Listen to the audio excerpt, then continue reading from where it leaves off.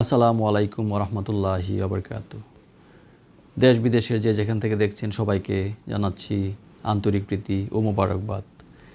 আমি ফরহাদউদ্দিন আহমেদ বিয়া আজকে চেষ্টা করব আলোচনা করার জন্য ধারাবাহিক আলোচনা সৎকর্ম নিয়ে ধারাবাহিক আলোচনার প্রথম পর্বে আপনাদেরকে স্বাগত জানাচ্ছি। আশা করি আপনারা সাথেই থাকবেন। আজকে আলোচনা করব এমন 3টি আয়াত যা আমাদের জীবনের উদ্দেশ্য, দায়িত্ব ও পরকালের প্রতিদান একসাথে তুলে ধরে।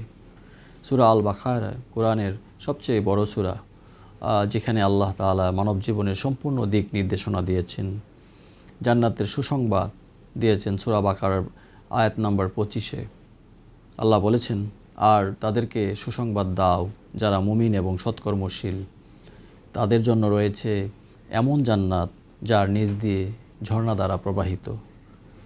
সেখানে যখনই তাদেরকে ফলমূল খেতে দেওয়া হবে তখনই বলবে, এরকম ফল তো ইতিপূর্বেও আমাদেরকে দেওয়া হয়েছে। আর তাদেরকে তদ্রূপ ফলে দেয়া হবে এবং তথায় থাকবে তাদের জন্য পবিত্র স্ত্রী, আর তথায় তারা অনন্তকাল থাকবে। আল্লাহর প্রথম বার্তা হলো ঈমান ও সৎকর্মের মিলনেই জান্নাত লাভ।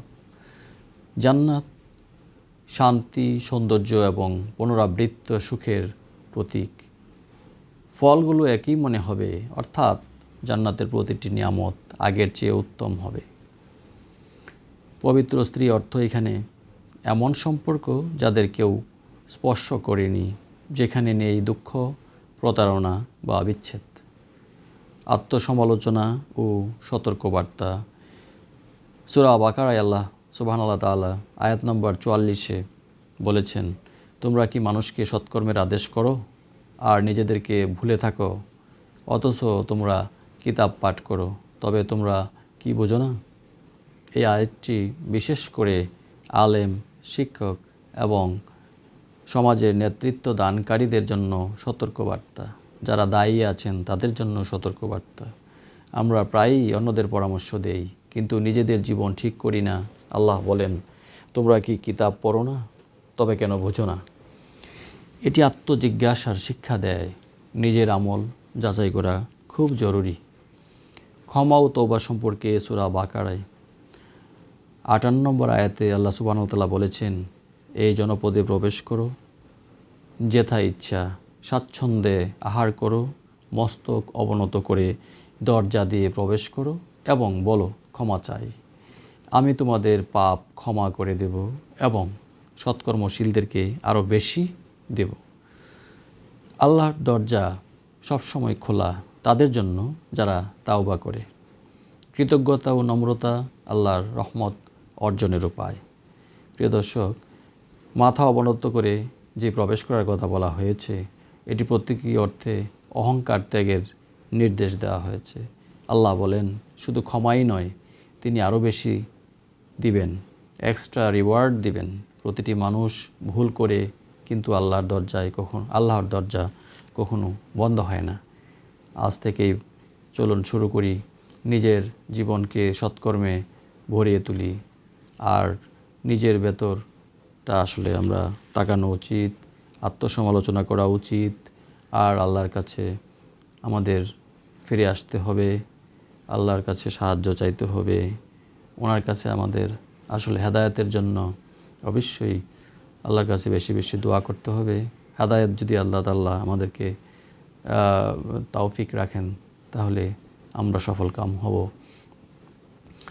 আল্লাহ দরবারে আমাদের এইরকম দোয়াই থাকবে, আল্লাহ যেন আমাদেরকে ক্ষমা করেন, দয়া করেন, সঠিক পথ দেখান এবং হালাল রিজিক দেন।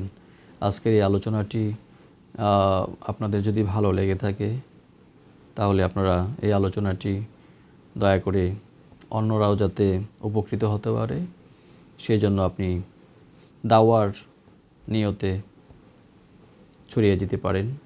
আশা করি ইনশাআল্লাহ আল্লাহ আপনাকে উত্তম যাজা দেবে।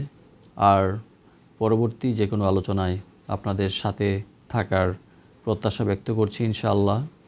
সেই পর্যন্ত আপনারাও ভালো থাকুন, সুন্দর থাকুন, একে অপরের পাশে আমরা যেন থাকতে পারি, সহি আকীদা এবং মানহাজের উপর প্রতিষ্ঠিত থাকতে পারি, কোরআন এবং সহি সুন্নাহকে যেন আমরা আঁকড়ে ধরে আজীবন আমৃত্যু যেন পথ চলতে পারি। সমাজে পরিবারে, রাষ্ট্রে, সকল ক্ষেত্রে যেন ইনসাফ আমরা প্রতিষ্ঠা করতে পারি, সৎকর্ম যেন নিজে করতে পারি, অন্যকে সৎকর্মের জন্য যেন আমরা উজ্জীবিত করতে পারি, সেই চেষ্টা করতে হবে এবং আল্লাহর কাছে বেশি বেশি তাওবা করতে হবে, দোয়া করতে হবে, চাইতে হবে। আল্লাহ সুবহানাহু ওয়া তাআলার কাছে বেশি চাইলে উনি রাগ করেন না, বিরক্ত হন না, খুশি হন। আর দুনিয়ার কোনো মানুষের কাছে একবারের বেশি দুইবার চাইলেই হয়তো বিরক্ত হয়ে যান, বেজার হন। সুতরাং তাদের কাছেই আল্লাহ সুবহানাহু ওয়া তাআলার কাছেই আমাদের সরাসরি চাইতে হবে, কোনো মাধ্যমের প্রয়োজন নেই। উনি সরাসরি চাইলে বেশি খুশি হন, এটাই উত্তম পন্থা।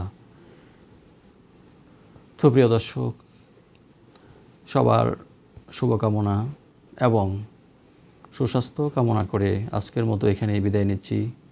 সবাই দোয়া করবেন একে অপরের জন্য। দোয়ার দরখাস্ত রইল। আসসালামু আলাইকুম ওয়া রাহমাতুল্লাহি ওয়া বারাকাতুহু।